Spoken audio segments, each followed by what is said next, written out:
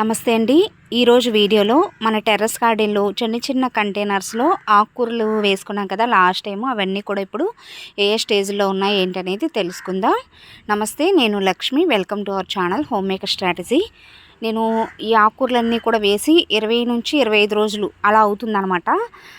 First తోటకూర చూద్దాం.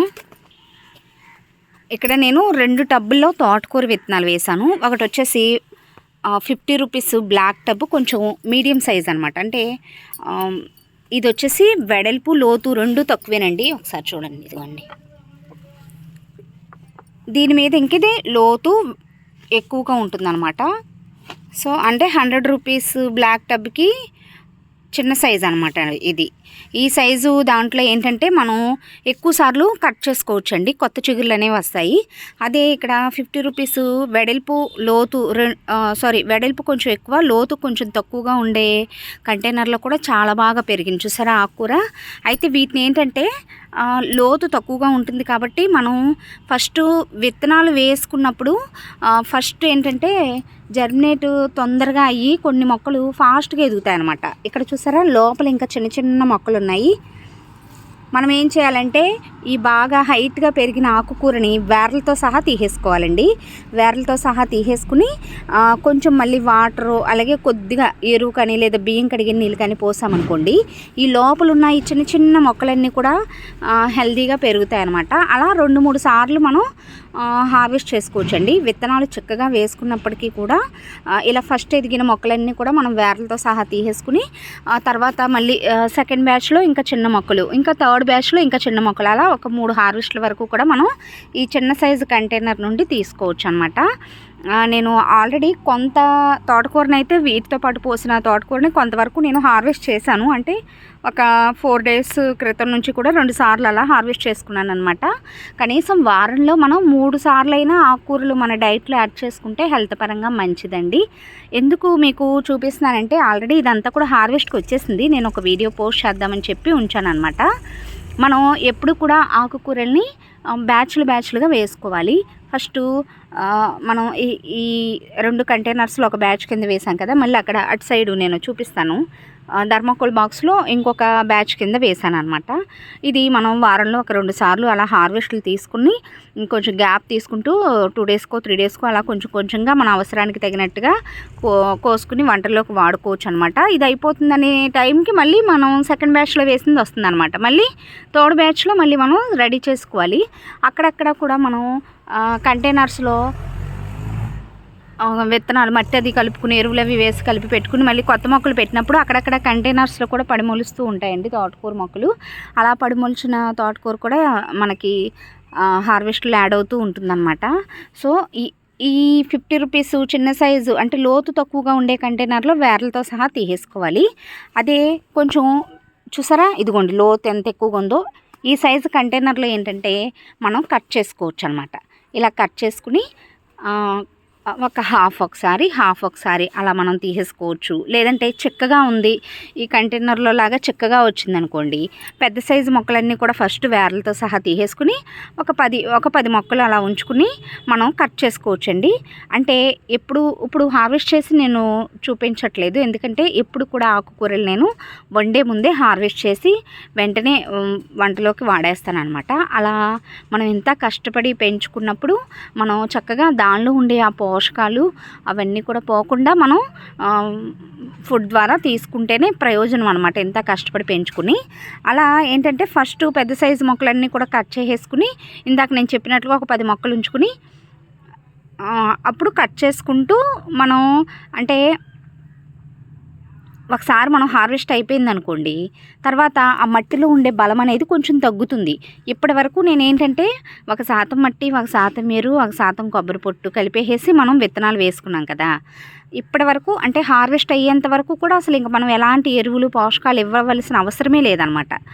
హార్వెస్ట్లు ఒక 2-3 హార్వెస్ట్ల వరకు మనం అంటే ఈ పెద్ద సైజు ఒకసారి తీసుకుంటాం, మళ్ళీ చిన్న సైజు ఈ చిన్న మొక్కలన్నీ కూడా ఇంకొకసారి హార్వెస్ట్కి వస్తాయి, మళ్ళీ ఇంకా కొంచెం చిన్న సైజు అన్నీ ఇంకోసారికి వస్తాయి. అప్పటి వరకు అసలు మనం ఎలాంటి ఎరువులు వేయవలసిన అవసరం లేదనమాట.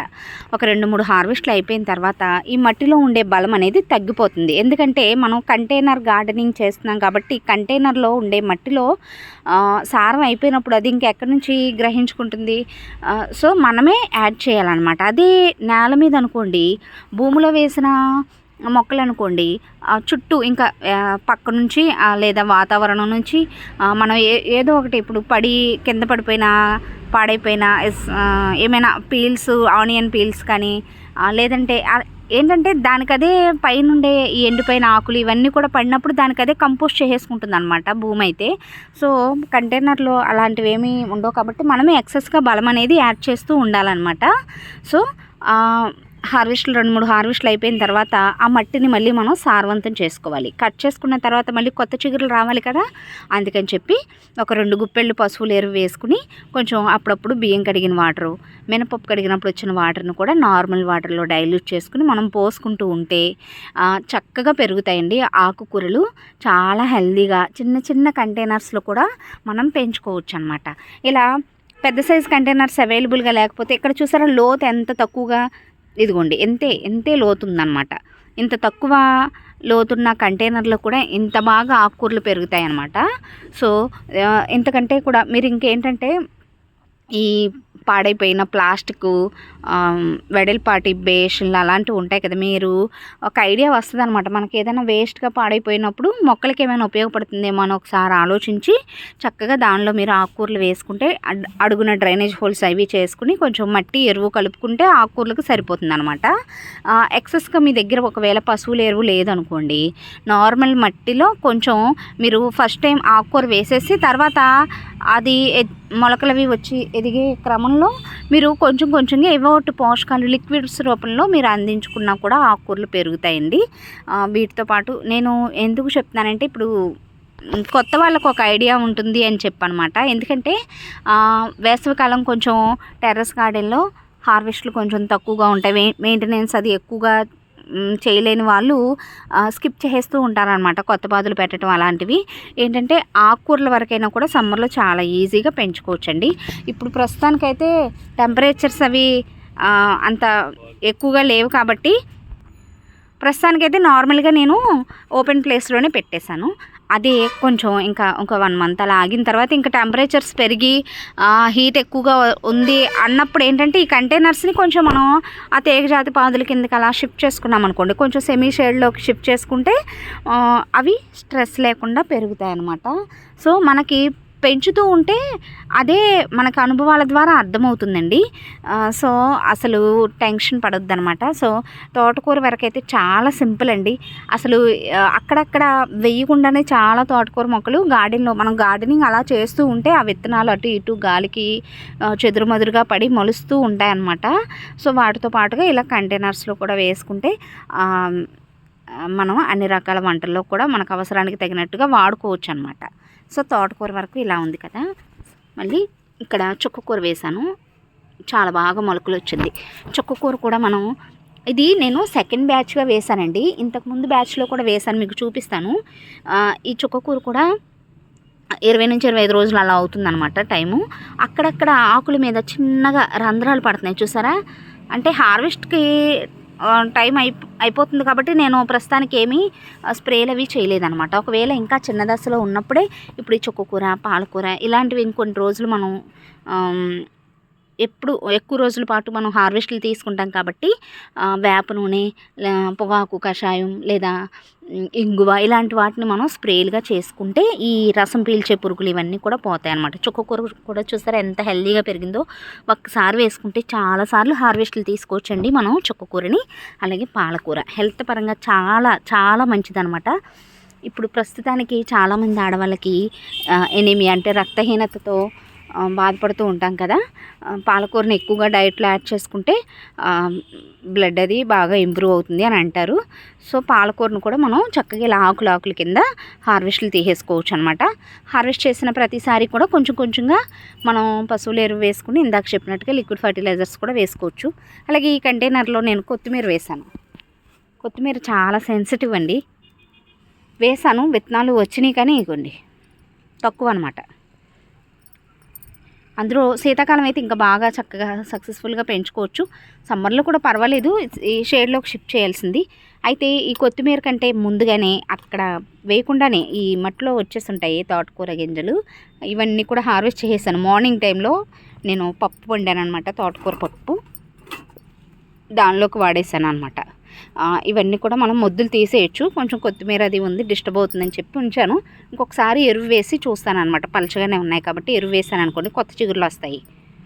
సో ఇలా మనం అన్ని రకాల ఆకుకూరల్ని కూడా చక్కగా పెంచుకోవచ్చండి. చీకటి పడిపోతుంది. ఇంతకు ముందు బ్యాచ్లో వేసిన ఆకుకూరలు చూపిస్తాను. అంతకంటే ముందుగా నేను శాండ్విచ్ మెదడులో కంటైనర్స్లో ఉండే మట్టి నింపుతున్నాను కదా, అంటే కిచెన్లో ఉండే గార్డెన్లో తీసేసిన పాదు నుంచి వచ్చిన ఎండాకులు, ఆ కొమ్మలు, అలాగే కిచెన్ వేస్ట్, ఇవన్నీ కూడా కొద్దిగా మట్టి మధ్యలో వేసుకుంటూ లేయర్లుగా మట్టి నింపి ఫస్ట్ ఆకుకూర వేసేసాను అనమాట. చూసారా ఎంత హెల్దీగా ఏపుగా పెరిగిందో.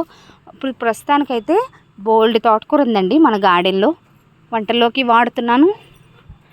ఇంకా ఉందన్నమాట. నెక్స్ట్ ఇక్కడ చీకటి పడిపోయింది.